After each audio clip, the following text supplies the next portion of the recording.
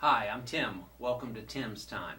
Well, for the last few weeks, we've been talking about becoming and being spiritual instruments in the hands of God, being used by God for the purposes of God.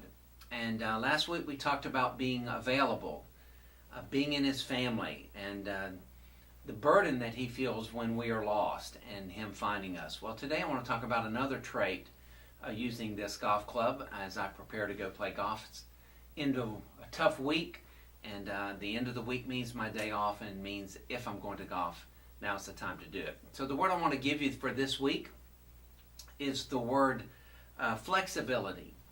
In order for me to make the most of this club, or this club to be used to its maximum capacity, then this club's got to be flexible. Well, what do I mean by that? I mean, this club in some cases has to be cleaned, and the grooves have to be hauled out of dirt and grime. And in other instances, the club might be too long for me, and it has to be cut or adapted in some other way. There has to be some changes to it, some shaft changes at times. In other words, you get the point. Flexibility means that just because I buy this club somewhere, unless I have it custom made at the factory for my game, then there's some things that are going to happen to it. And let's face it, we are not the most flexible people. Ask people who really know me, and they'll tell you that I'm a schedule person. That comes as a surprise to many others because I'm an extrovert, and I'm silly and informal, and I'm real conversational instead of being real formal in my approach. But the truth of the matter is, I'm pretty inflexible when it comes to my schedule. I like to study at the same time. I like my prayer time and growth time to be at the same time every day.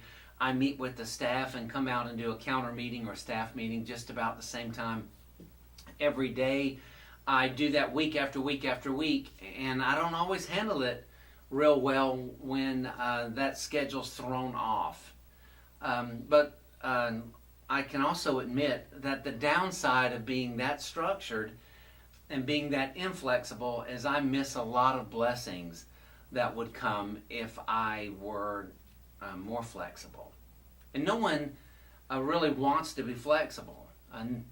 No one or no golf club wants to be cut or scraped or cleaned out.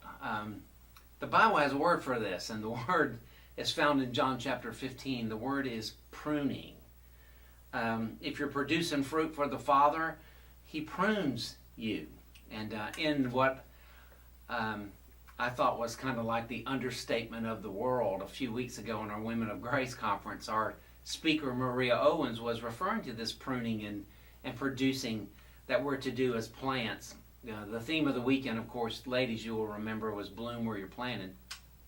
I was sitting up in the balcony with the sound guys and the light guys, and she made the remark about pruning, and then she said, just in a calm, reassuring tone, "We prefer not to be pruned." I leaned over to the two guys and I said, that's like the understatement of the world, because I would be saying, we don't like to be pruned. We don't like to be cleaned. We don't like to be cut. We don't like to have to experience flexibility. But unless we yield ourselves to that and yield ourselves to the hand of the one who is going to use us, we're going to miss out on a lot of blessings, and we're going to miss out on becoming everything that we're supposed to become. So let me encourage you this week, as you think about being a spiritual instrument, are you willing to be flexible?